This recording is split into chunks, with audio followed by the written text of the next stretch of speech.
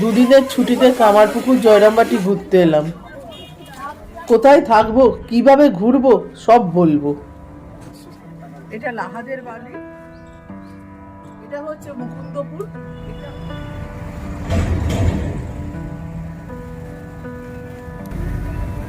আমরা কামারপুকুরে এই হোটেলটায় উঠেছি। এখানে সব থেকে সেরা এই হোটেলটা ডিলাক্স। এখানে আমরা রয়েছি, রুমগুলো দেখাচ্ছি, চলুন দেখা। এখানে গাড়ি পার্কিং এর জায়গা আছে, আমরা এখানে গাড়ি পার্কিং করেছি। অনেকটা প্লেস আছে গাড়ি পার্কিং এর জন্য।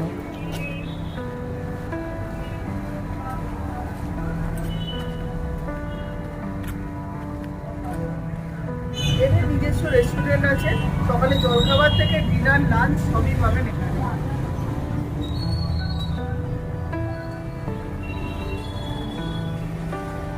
সামনেই কামারপুকুরের মন্দির, মঠটা, আর এই হচ্ছে অন দা ওয়ে রাস্তা, আর তার ধারেই এই হোটেলটা।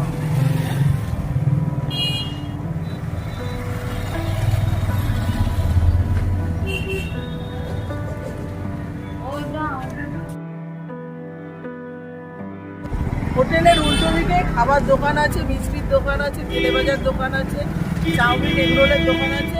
আপনি এখান থেকেও খাবার পেয়ে যাবেন।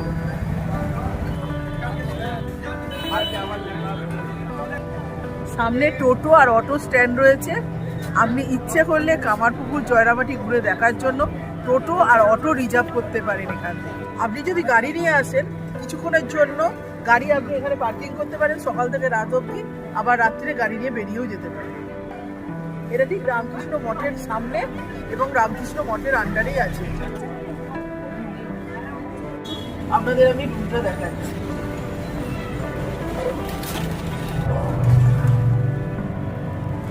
আসুন,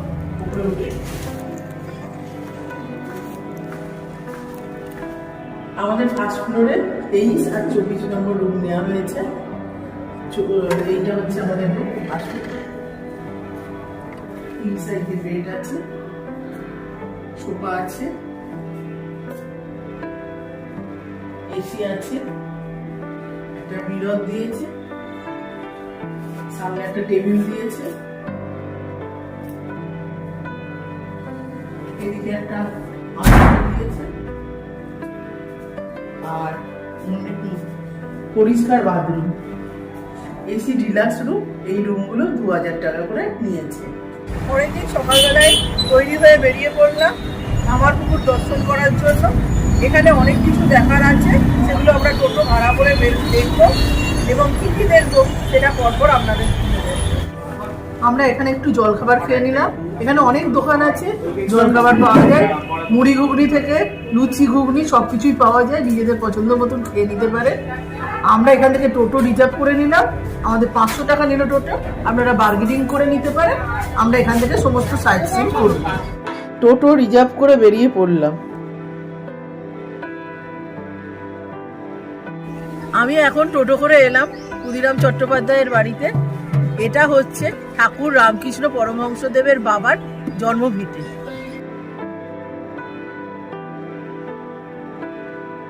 ঠাকুর শ্রীরামকৃষ্ণ পরমহংসদেবের পিতা ক্ষুদিরাম চট্টোপাধ্যায় হুগলি জেলার আরামবাগ মহকুমার অন্তর্গত কামারপুকুর থেকে প্রায় 1.5-2 ক্রোশ দূরের ডেরেগ্রামে বসবাস করতেন।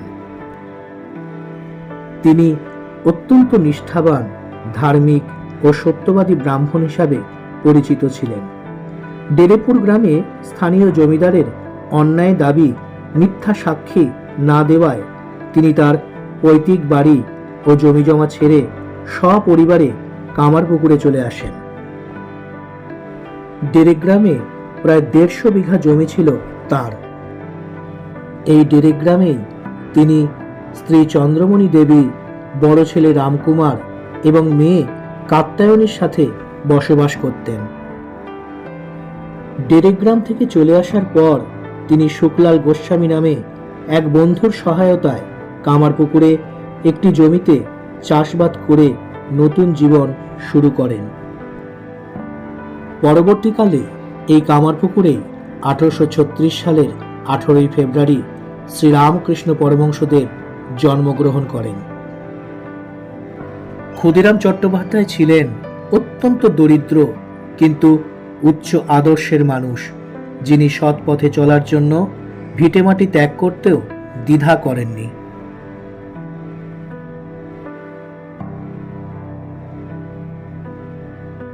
রামকৃষ্ণদেবের বাবার জন্মভিটের ঠিক উল্টো দিকেই রয়েছে শ্মশানেশ্বর শিব মন্দির।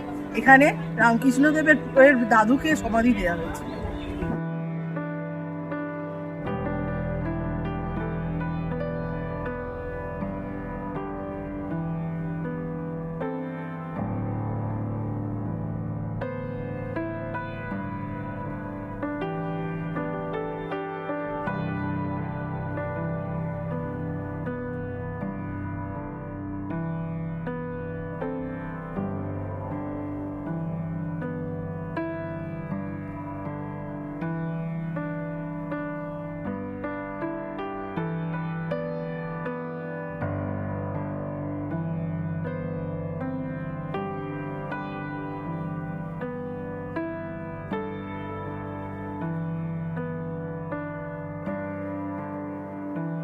এটা মুকুন্দপুর গ্রাম, বুড়ো শিবতলায় আছি এখন। এখানে ঠাকুর যখন অসুস্থ হয়েছিলেন, ঠাকুরের মা এসেছিল এখানে আসতে, এখান থেকে রেফার করেছিল গোপীশ্বর শিব মন্দিরে যেতে, সেখানে গিয়ে ধর্ণা দিতে।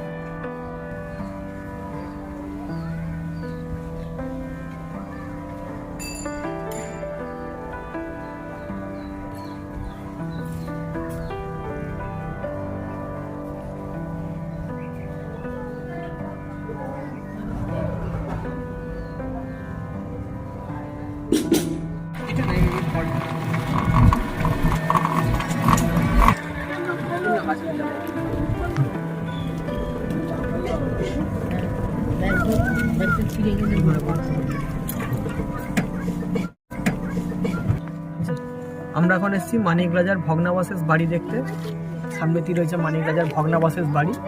আর মানিক রাজা কিন্তু একদিনে রাজা হয়ে যাননি। মানিক আগে তো ছিলেন জমিদার, ওনার নাম হচ্ছে অ্যাকচুয়ালি মানিক বন্দ্যোপাধ্যায়।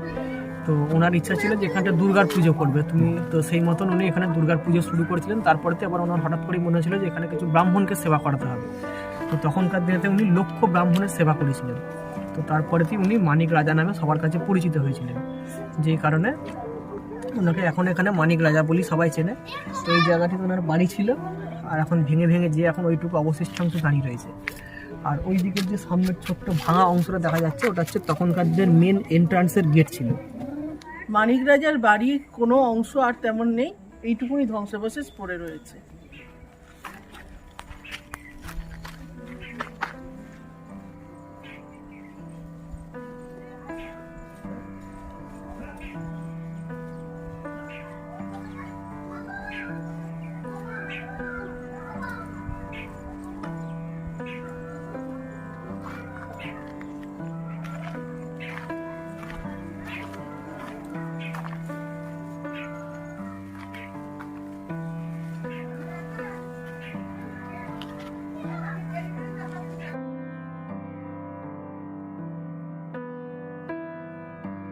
রাজবাড়িতে ঢোকার একটা প্রবেশদ্বার থাকতো, তো এটা হচ্ছে সেই প্রবেশদ্বার।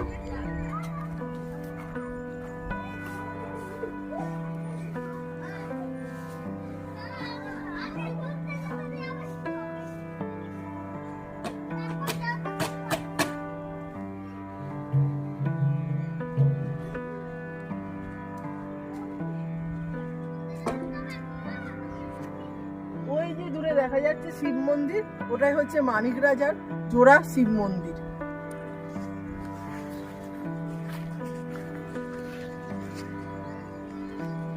মানিক রাজা 1 লাখ ব্রাহ্মণকে যে সেবা করেছিল, তখনকার দিনে কল ছিল না, তো তাই জলের প্রয়োজনে তিনি এই পুকুরটা খনন করেছিল।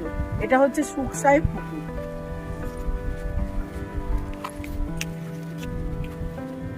আমি এখন এলাম আনুর গ্রামে মা বিশালক্ষী মায়ের মন্দিরে, এখানে একটু পুজো দেব, তাই জন্য নেমেছি।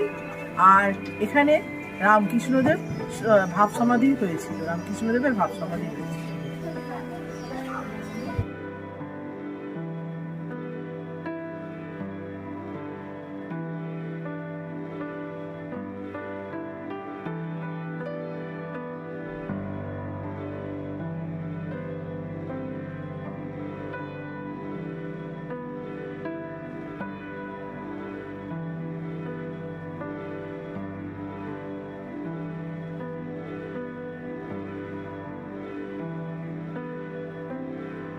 ছোটবেলায় রামকৃষ্ণদেব এখানে এসেছিল, দলিত বাহিনী প্রসন্নময়ী ওদের সে গ্রামে দেয়া যায় আর কি, দল বেঁধে এসে পুজো দিতে আসে। তারপরে রাস্তার মধ্যিখানে বা এই জায়গায় সেটা কেউ জানে না, এটা বাহ্য জ্ঞান হয়। তখন বিশালাক্ষীর নাম করতে তার জ্ঞান। তারপরে প্রায় এখানে আসতো, এসে পঞ্চবন্ডী পেছনে বেরিয়ে আছে, ওখানে সাধনা করতো। এখানে প্রথম বিশালাক্ষীর দেখা পায়, দক্ষিণেশ্বরে যে ভবতারিণীর দেখা পায়। তারপর রামকৃষ্ণের বোনের বাড়ি আমাদের গ্রামে, রোডটা এই যে কাত্তানি রোড, বোনের নাম কাত্তানি, এই রোডটার নাম দিচ্ছে কাত্তানি। এই তো ব্যাপার, রামকৃষ্ণদেবের প্রথম সাধনা স্থান। রামকৃষ্ণদেব যখন আসছিলেন কামারপুকুর থেকে আনুর গ্রামের পথে, তখন আরও বিভিন্ন সমস্ত মহিলাদেরকে নিয়ে আসছিলেন, নাচতে নাচতে হাঁটতে হাঁটতে আসছিলেন। তখন উনি কালো মেঘের মধ্যে সাদা বক দেখেছিলেন। কালো মেঘের অর্থ হচ্ছে কালী, আর সাদা বকের অর্থ হচ্ছে শিব।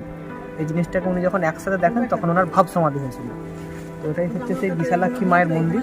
আর আপনারা বিশালাক্ষী মায়ের মন্দিরে এসে যে মূর্তি দেখবেন, এটা কিন্তু বিশালাক্ষী মায়ের মূর্তি না, এটা হচ্ছে কামাখ্যা মায়ের যে অঙ্গমূর্তি, সেই অঙ্গমূর্তি কিন্তু এখানে করা আছে। এর কারণটা হচ্ছে এই বিশালাক্ষী মাকে যে প্রতিষ্ঠা করলেন উনি কিন্তু কামাখ্যা মায়ের বড় ভক্ত ছিলেন। তো সেই জন্য উনি বিশালাক্ষী মাকে কামাখ্যা রূপে এখানে প্রতিষ্ঠা করেছেন। রামকৃষ্ণ পরমহংসদেবের দিদি কাত্যায়নীর এইটি হচ্ছে বাড়ি।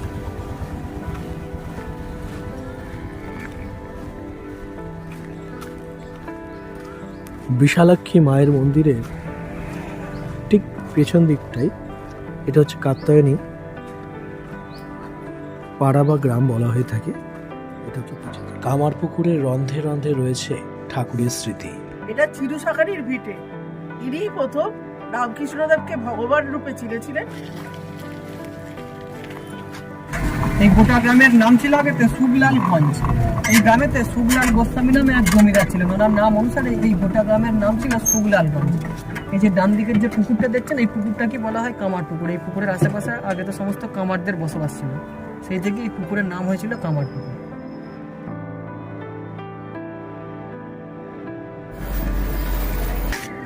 এটা হচ্ছে দয়াল সত্যপীরের মন্দির। যেহেতু রামকৃষ্ণদেব কোনো জাতপাত মানতেন না, তাই উনি এসে এখানে পুজো করেছিলেন। এখানে কোনো পুরোহিত বা কোনো ব্রাহ্মণ পুজো করে না, যে কোনো সবাই পুজো করতে পারে।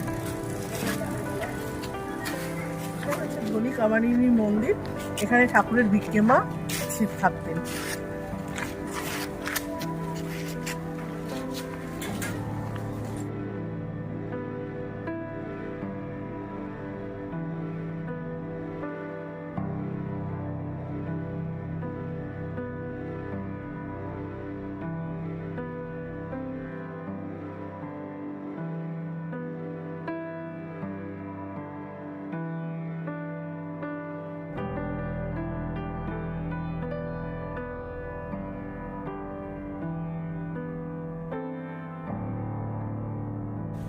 শ্রী ঠাকুরের ভাবের অবস্থায় গ্রামের লোকের কাছে পাগলামি মনে হয়েছিল, এবং সেই সময় ঠাকুরের মা চন্দ্রামণি দেবী ঠাকুরের শরীর ভালো করে দেওয়ার জন্য এইখানেতে হত্যে দিয়েছিলেন।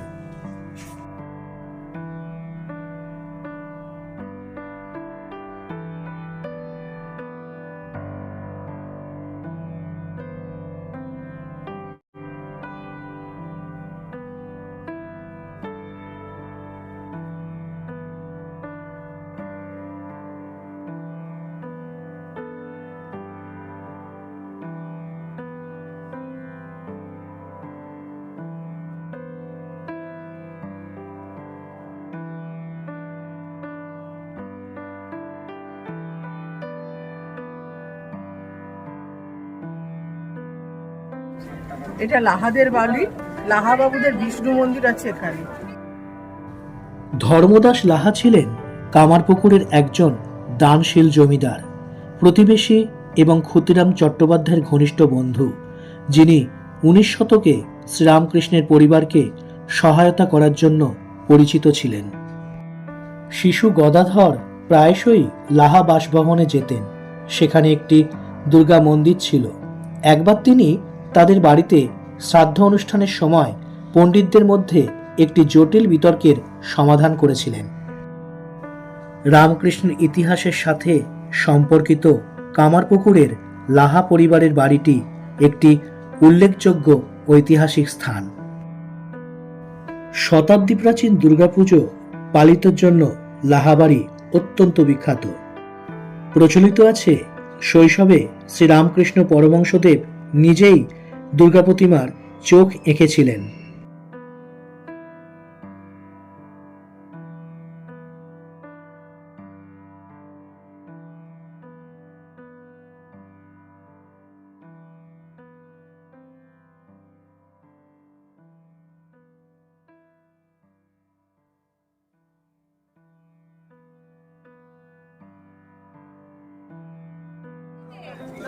অনেক স্মৃতি বিজড়িত শ্রী ঠাকুরের পাঠশালা এটা।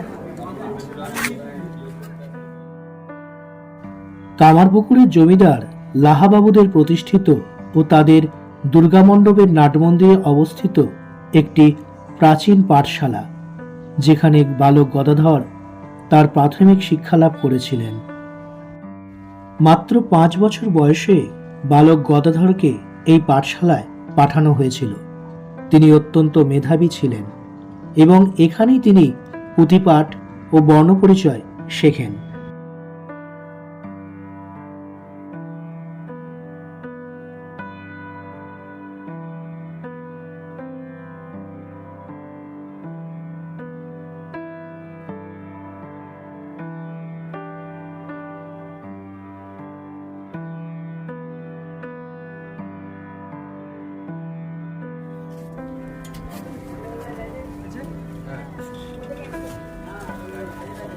এটা হচ্ছে লাহা বাবুদের দুর্গা মন্দির। এখানে ঠাকুর স্বইচ্ছায় মায়ের চক্ষুদান করেছিলেন। তিনতলা বাড়িগুলোকে দেখছেন, এগুলো হচ্ছে সব পাইনদের বাড়ি। আর আমরা এখন এখান থেকে দেখতে যাচ্ছি নাট্যমঞ্চ, যেখানে ঠাকুর রামকৃষ্ণদেব উনি যখন শিবরাত্রির দিনে শিব সেজে নাট্যমঞ্চে নাচছিলেন, তখন ওনার তৃতীয়বারের জন্য ভাব সমাধি হয়েছিল। এটা হচ্ছে ঠাকুরের তৃতীয়বারের ভাব সমাধির জায়গা। আর আপনারা যখন ঢুকবেন দেখবেন তারই ডান দিকেতে রয়েছে ভগ্নাবশেষ বিষ্ণুর মন্দির।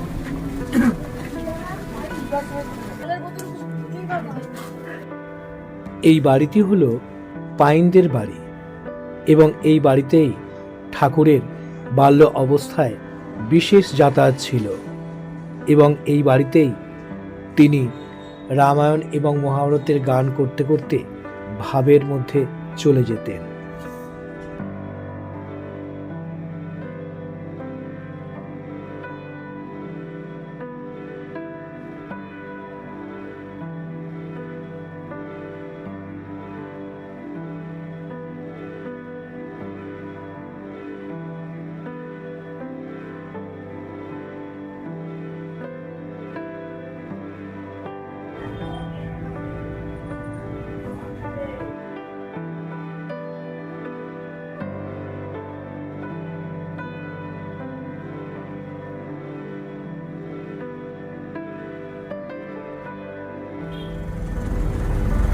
এটা হচ্ছে মেলাতলা মাঠ।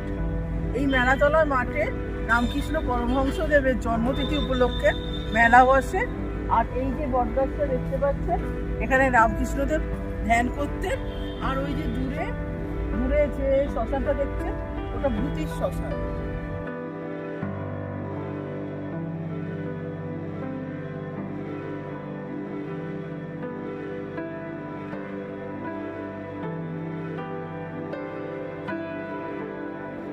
দেখতে দেখতে সন্ধে হয়ে গেল। আমরা মেইন মন্দিরের সামনে এসে উপস্থিত হলাম। ভেতর থেকে তুলতে পারলাম না, কারণ ভেতরে ক্যামেরা অ্যালাউ নেই। আমরা বাইরে থেকে যতটা পারলাম তুলে ধরলাম। সন্ধে 6টার সময় আরতি, সেটাও তুলে ধরতে পারলাম না। এটা হচ্ছে মায়ের স্নানঘাট। মায়ের স্নানঘাট দেখার পর সন্ধ্যের কিছু টিফিন নিয়ে আমরা ঘরে চলে গেলাম।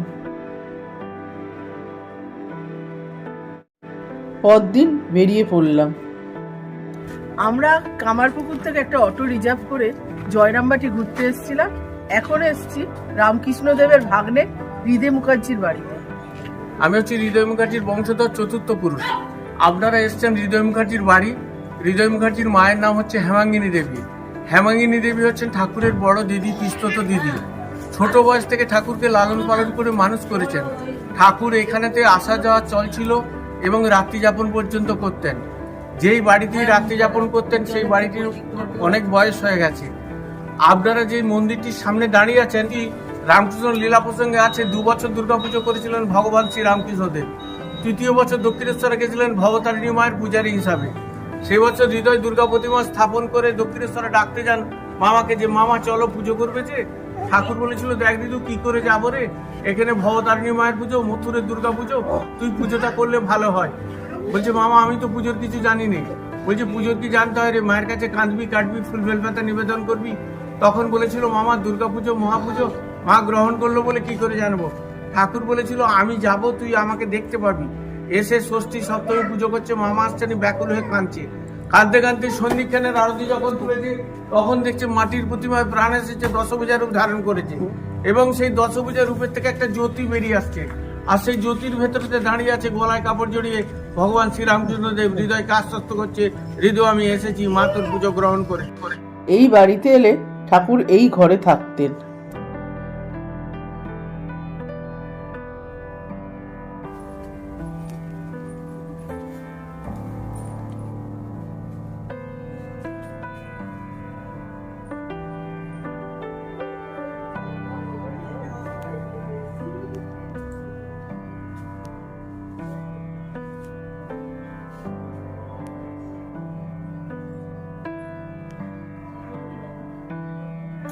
আসলে ছবি তুলতে বেশি দেওয়া হয়নি, আমাদের সবাই ছবি তুলছে, কিছু বলিনি।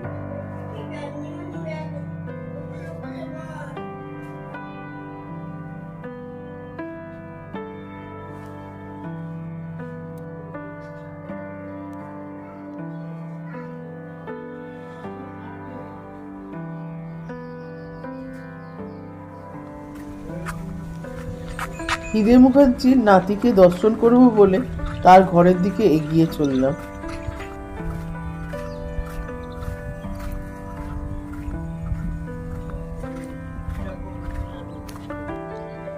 আমি হলাম হৃদয়ের নাতি, হেমাঙ্গিনী দেবীর ছেলে হৃদয় মুখোপাধ্যায়। হৃদয় মুখোপাধ্যায়ের ছেলে দক্ষিণাচরণ মুখোপাধ্যায়, আর দক্ষিণাচরণ মুখোপাধ্যায়ের ছেলে আমি। আমার নাম বিশ্বনাথ মুখোপাধ্যায়। তাহলে হৃদয় হচ্ছেন আমার নিজের দাদু, আর দাদুর মামা যেহেতু ঠাকুর, সেই জন্য ঠাকুর শ্রীরামকৃষ্ণদেব আমার দাদু। ভালো থাকবেন সব। জয় ঠাকুর। এবার মায়ের বাড়ি এলাম। এই বাড়িতে মা শারদা বাম দিকের প্রথম ঘরে থাকতেন। এটিকে তার শয়নকক্ষ হিসাবে এবং শ্রীরামকৃষ্ণের উপাসনার জন্য ব্যবহার করতেন। এখানেই তিনি অনেক ভক্তকে মন্ত্র দীক্ষা দিয়েছিলেন এবং তাদের ব্রহ্মচর্য ও সন্ন্যাসে আশীর্বাদ করেছিলেন।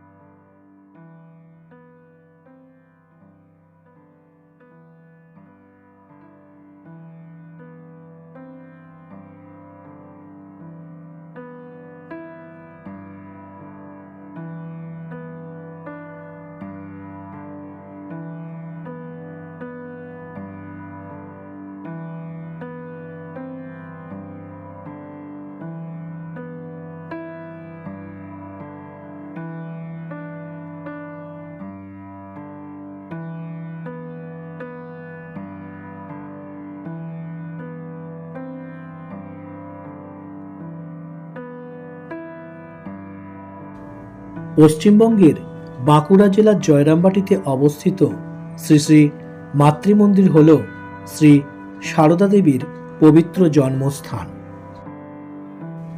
1920 সালে প্রতিষ্ঠিত হয় এবং পরবর্তীতে 1923 সালে স্বামী শারদানন্দ কর্তৃক নিবেদিত এই মন্দিরে 1954 সালে মা শারদার শ্বেতপাথরের মূর্তি প্রতিস্থাপন করা হয়। শ্রী শ্রী মাতৃমন্দিরটি মা শারদা দেবীর জন্মস্থান।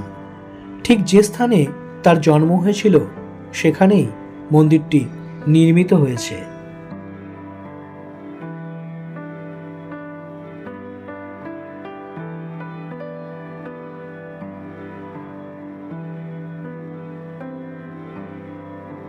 এখন এসছি সিংহবাহিনী মায়ের মন্দিরে। সারদা মাতা এই মন্দিরে এসে পুজো করতেন। দেবী সিংহবাহিনী জগদ্ধাত্রীর একটি রূপ। যাওয়ার পথে জয়রামবাটি স্টেশনও দেখতে পেলাম।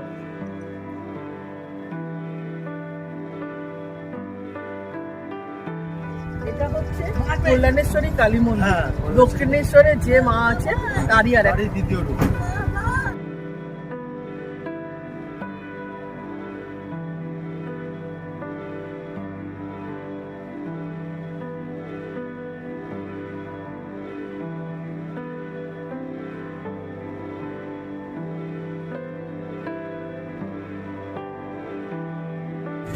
এটা হলো শান্তিরেশ্বর শিব মন্দির। এখানে প্রথম ঠাকুর যাত্রা দেখতে এসে মাকে পছন্দ করেছে।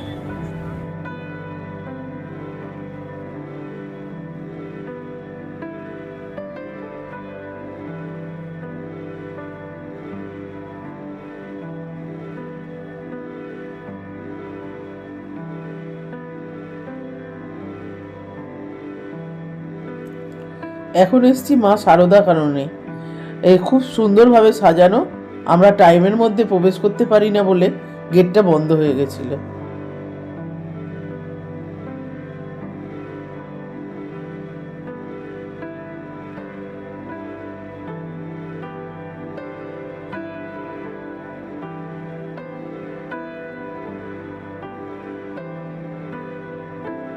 মায়ের ঘাট,